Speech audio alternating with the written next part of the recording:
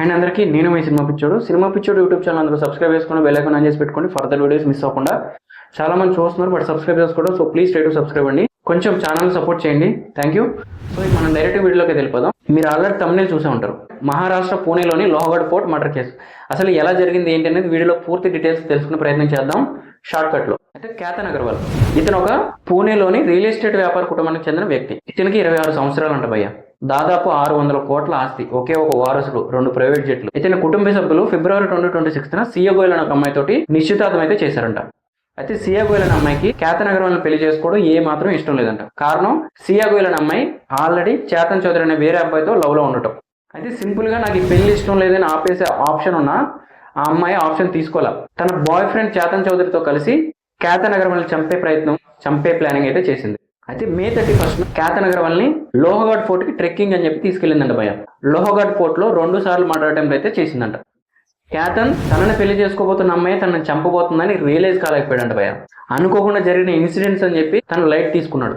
అయితే 2 సార్లు చేసిన మర్డర్ అటెంప్ట్స్ ఫెయిల్ అవడంతో తన బాయ్ ఫ్రెండ్ చేతన్ చౌదరిని సీన్ లోకి అయితే దింపిందంట. వీళ్ళిద్దరూ కలిసి కేతన్ అగర్వాల్ ని లోహగఢ్ ఫోర్ట్ పై నుంచి తోసి చంపేశారంట. దాదాపు 400 అడుగుల లోతులో పడిపోయి కేతన్ అగర్వాల్ చనిపోయాడు.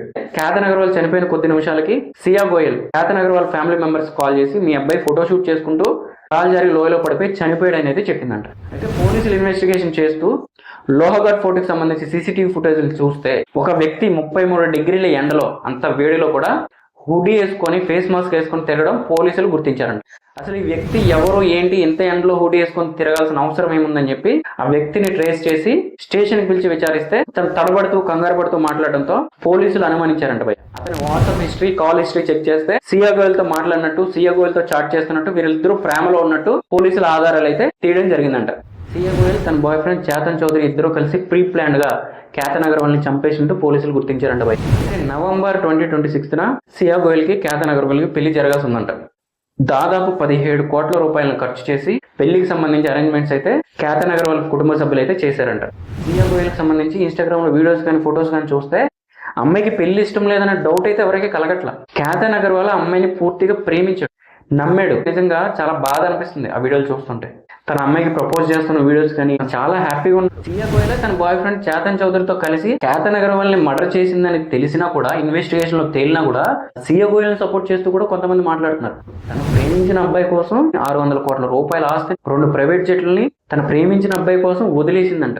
నిజానికి 600 కోట్లు 2 ప్రైవేట్ జెట్లని వదిలేసినట్టు కేతన్ అగర్వాల్ కూడా వదిలేసి ఉంటే తన చరిత్రకు ఎక్కేది, ఒక గొప్ప ప్రేమికురాలుగా చరిత్రలో మిగిలిపోయేది. కానీ తన చెయ్యి కేతన్ అగర్వాల్ ని దారుణం అంటే దారుణంగా మర్డర్ చేసి చంపేసింది. అలాంటి అమ్మాయిని కూడా సపోర్ట్ చేసే బెదవల్ని తీసుకెళ్లి ఫస్ట్ జైల్లో వేస్తే కేతన్ అగర్వాల్ కి న్యాయం జరుగుద్ది. పడాలో ప్రేమ, ఏం ప్రేమ, బొంగులో ప్రేమ, ప్రేమ అంటారా దీన్ని? ఒళ్ళు కొవ్వెక్కిన ప్రేమకి కన్నవాళ్ళు కనపడరు, తోబుట్టులు కనపడరు, ఎదుటి వ్యక్తి మనిషిలాగా కూడా కనపడరు. ప్రేమించిన వ్యక్తి మాత్రమే మనిషిలా కనపడతాడు. నా బొంగులో ప్రేమ, నా బొచ్చులో ప్రేమ, ఏం ప్రేమరా బాబు?